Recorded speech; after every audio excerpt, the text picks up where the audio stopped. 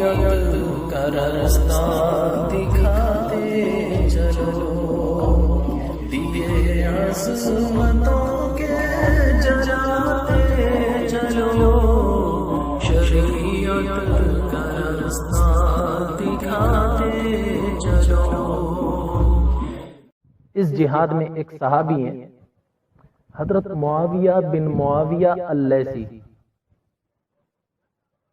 ان کو ایک مرتبہ آپ صلی اللہ علیہ وسلم نے ایک جہادی سفر پر ایک دستہ دے کر روانہ کیا تھا، تو یہ اس لشکر کے امیر تھے۔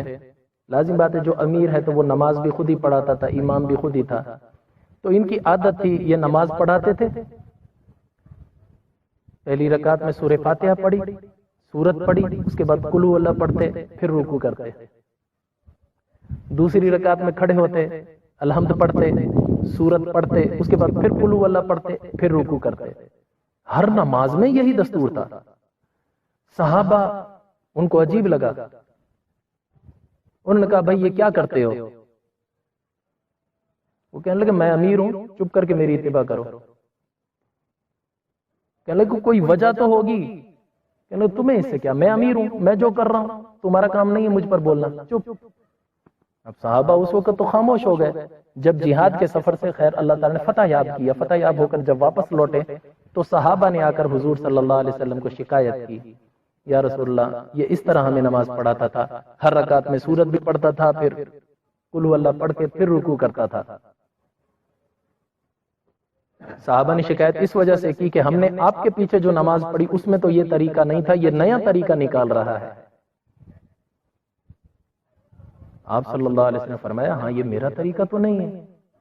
آپ صلی اللہ علیہ وسلم نے حضرت معاویہ بن معاویہ اللیثی کو طلب کر لیا، وہ آئے، آپ صلی اللہ علیہ وسلم نے فرمایا تیرے ساتھی تیری شکایت کر رہے ہیں۔ کیا تم ہر رکعت میں قل هو اللہ پڑھتے تھے؟ کیا میں اللہ کا رسول ہوں، کیا میں نے اس چیز کا حکم دیا تھا تجھے؟ کہتے ہیں نہیں، آپ نے حکم نہیں دیا۔ پھر آپ نے فرمایا ایسا کیوں کرتے تھے؟ کہا یا رسول اللہ قل هو اللہ میں ایک نعرہ ہے اللہ احد، اللہ احد، یہ جو اعلان ہوتا میرے دل پر ضرب لگتی ہے، اس کی مجھے یہ کہنے میں مزہ آتا ہے، اس نعرے کی وجہ سے مجھے قل هو اللہ سے محبت ہو گئی ہے۔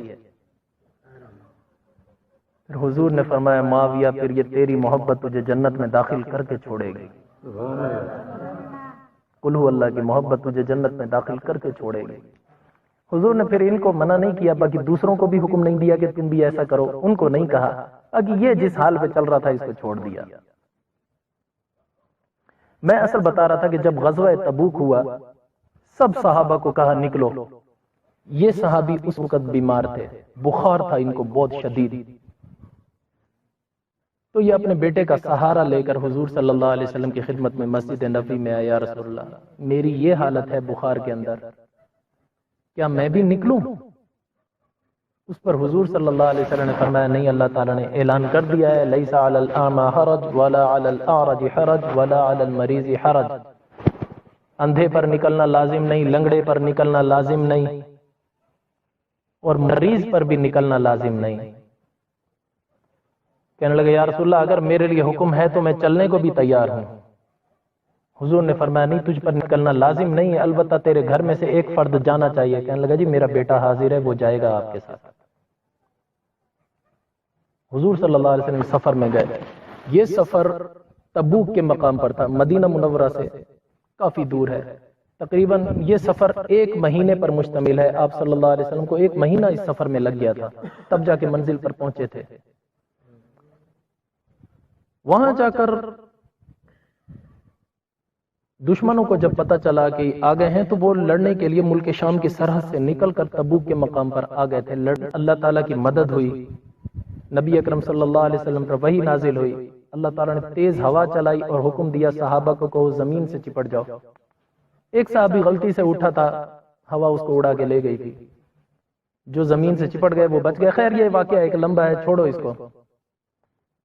دشمنوں تک جب ہوا گئی تو دشمن گھبرا گئے، وہ 2 لاکھ کا لشکر بھاگ گیا میدان چھوڑ کر۔ اس طرح اللہ تعالیٰ نے مسلمانوں کو بغیر لڑے فتح دے دی۔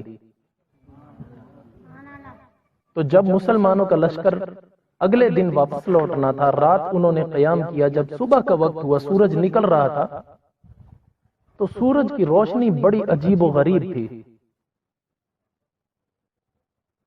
صحابہ دیکھ کر گھبرا گئے کہ یا رسول اللہ کل آندھی چلی تھی بہت تیز، وہ عذاب تھا دشمنوں کے لیے، اللہ نے ہمیں حکم دیا تھا زمین سے چپڑنے کا، کیا اب بھی کوئی ایسا ہی موقع ہے؟ دیکھو سورج کی روشنی بڑی عجیب لگ رہی ہے، یہ خدا کے عذاب کا تو اثر نہیں؟ صحابہ گھبرا گئے تھے۔ حضور صلی اللہ علیہ وسلم نے فرمایا مجھے علم نہیں، جبریل علیہ السلام سے پوچھوں گا۔ اتنے میں جبریل علیہ السلام آئے تو آپ صلی اللہ علیہ وسلم نے پوچھا ہے جبریل آج سورج کی روشنی کو کیا ہوا؟ بڑی عجیب و غریب ہے۔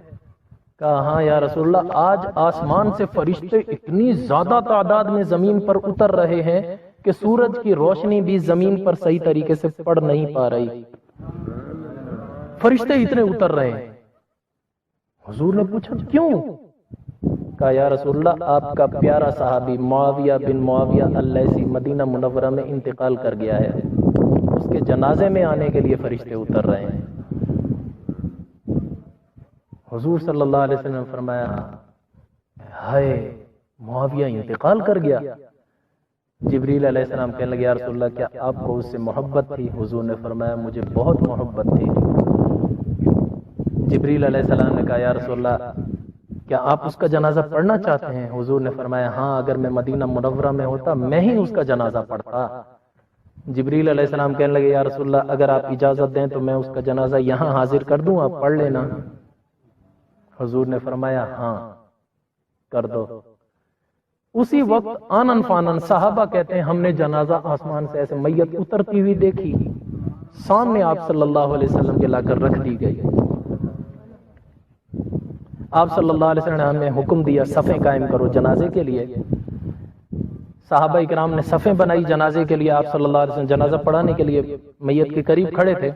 آپ صلی اللہ علیہ وسلم صفوں کو دیکھتے رہے، جنازہ شروع نہیں کر رہے۔ پھر تھوڑی دیر کے بعد آپ صلی اللہ علیہ وسلم نے ایسے صحابہ کو پیچھے ہٹنے کا حکم دیا، صحابہ ایک صف چھوڑ کر پیچھے کھڑے ہو گئے۔ آپ صلی اللہ علیہ وسلم پھر کھڑے رہے، پھر آپ صلی اللہ علیہ وسلم دوبارہ صحابہ کو اور پیچھے جانے کا حکم دیا، صحابہ ایک صف چھوڑ کر اور پیچھے کھڑے ہو گئے، پھر بھی آپ صلی اللہ علیہ وسلم جنازہ شروع نہیں کیا۔ پھر آپ صلی اللہ علیہ وسلم نے تیسری مرتبہ پھر اشارہ کیا، صحابہ اور پیچھے ہو گئے، بیچ میں 3 صفوں کا گیپ آ گیا، فاصلہ آ گیا۔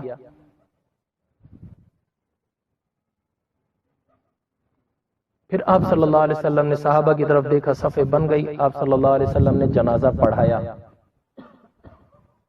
جب جنازہ پڑھا کر فارغ ہوئے، صحابہ کہتے ہیں ہم نے دیکھا میت زمین سے اٹھی ہے، اتنا اونچی گئی جتنا اونچی چھت ہوتی ہے، پھر وہاں سے میت غائب ہو گئی۔ آپ صلی اللہ علیہ وسلم نے جنازہ پڑھا۔ جب جنازے سے فارغ ہوئے تو حضرت عمر رضی اللہ تعالیٰ عنہ آگے آئے، آ کر کہنے لگے یا رسول اللہ کیا اللہ تعالیٰ نے جنازہ کا کوئی نیا طریقہ بتلایا ہے؟ حضور نے فرمایا نہیں تو طریقہ تو وہی ہے۔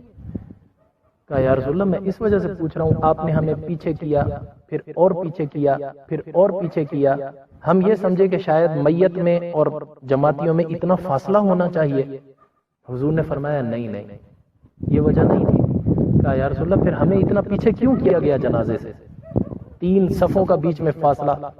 آپ صلی اللہ علیہ وسلم نے فرمایا میں دیکھ رہا تھا کچھ فرشتے تھے جن کو کھڑے ہونے کی جگہ ہی نہیں مل رہی تھی، جن کو کھڑے ہونے کی جگہ نہیں مل رہی تھی۔ میں نے ایک صف خالی کرائی، پھر بھی وہ جگہ ناکافی تھی۔ میں نے دوسری صف خالی کرائی، پھر بھی وہ جگہ ناکافی تھی۔ میں نے تیسری صف خالی کرائی تو بہت مشکل سے وہ سمائے۔ حضرت عمر کہنے لگے یا رسول اللہ ایک صف میں کتنے فرشتے کھڑے تھے؟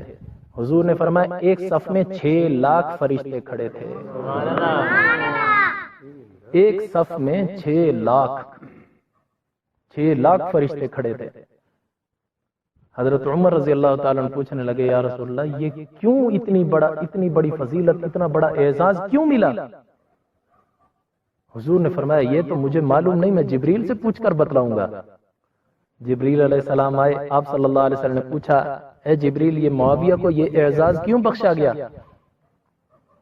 جبریل علیہ السلام نے کہا یا رسول اللہ وہ قل هو اللہ کثرت سے پڑھا کرتا تھا، اس وجہ سے اس کو یہ اعزاز بخشا۔ حضرت عمر رضی اللہ تعالیٰ عنہ فوراً بول اٹھے، یا رسول اللہ، جبریل علیہ السلام سے پوچھئے کیا یہ صرف قل هو اللہ کا پڑھنا معاویہ کے ساتھ خاص تھا یا باقی امت بھی یہ کام کر سکتی ہے؟ حضور بھئی یہ باقی امت کے لیے بھی ہے۔ جبریل علیہ السلام نے کہا کہ اللہ تعالیٰ کہتے ہیں کہ اگر کوئی بندہ 50 دفعہ قل هو اللہ پڑھ لے، اس 50 روزانہ 50 دفعہ قل هو اللہ پڑھ لے تو 50 دفعہ قل هو اللہ پڑھنے کی برکت سے میں اس کے 50,000 گناہ معاف کرتا ہوں، 50,000 نیکیاں نامہ اعمال میں لکھتا ہوں، 50,000 درجات بلند کرتا ہوں۔ یہ تو ایک قل هو اللہ ہے، ایک قل هو اللہ پورے قرآن